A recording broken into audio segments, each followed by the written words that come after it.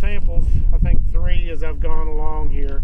And so now I'm going to talk about a few things that we've got to have with us in the field. You don't want to forget some of these things, because there's nothing like, as we all know, getting way back on the farm and then forgetting some of the simpler things that we need. So first and foremost, it'll pay dividends.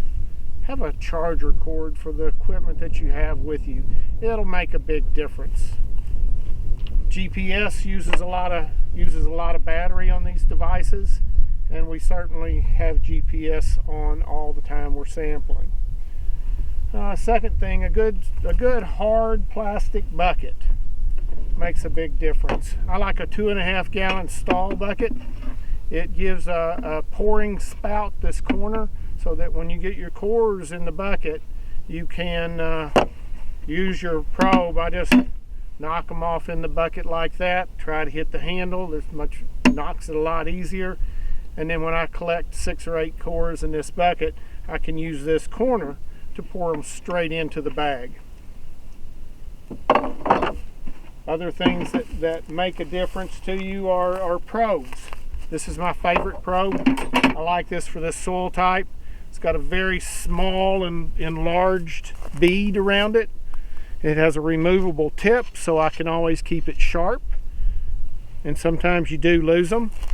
And there's nothing extra here. It's stainless steel. It's very strong. And I have put a mark around it for 6 inches to depth. Okay? That way I can hit that mark every time and get a consistent core from the soil, from the field. This is a old probe that I've used many times. This is a good thing to have with you if you hit a hard spot and you just got to have a sample from there for whatever your reasons are.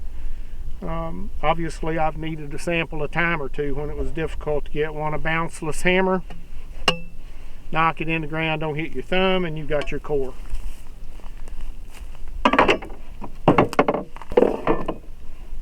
You will need bags, soil test bags, to put your samples in. Give us a call at Soil Test Pro, and we will ship you bags and boxes and shipping labels. Makes life easy for you. We'll throw in a Soil Test Pro Sharpie. That makes it really easy to write your number on the bag so that we can identify it. Take a screwdriver with you. It does help sometimes if your probes get plugged up, just to take a screwdriver and knock them around. I have a can of WD-40. While this may not seem like the thing you want to do, and it didn't to me, but the labs assure me that the products in a WD-40 does not affect the test results. I'm going to trust the labs on that one. A box. Here is a sample that I've already pulled. Came from, because it says 2-2, and that means something to the system that you're using. That means it was the second sample that I pulled from over there just a while ago. Make sure you're pulling your cores 6 inches deep, and that you do so in a consistent fashion. So here we go. This is how it's done.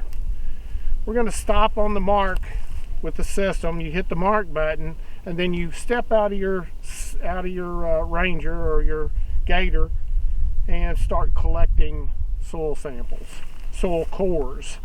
That is started with, go to 6 inches of depth, pull it back out. Again, you got your bucket, knock it on the bucket, it knocks the core out of the probe, and my personal process is just to walk around the Ranger and wind up where I was, having collected 6 or 7.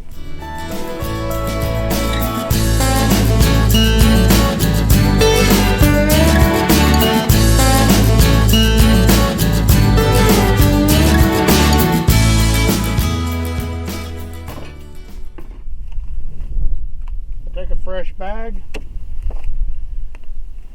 This is sample number 2-4. Open it up good and pour the soil in.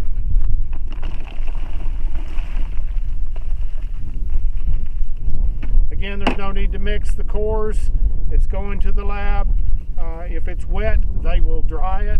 They certainly are going to mix it through flail grinders before they begin the testing process. Seal it up,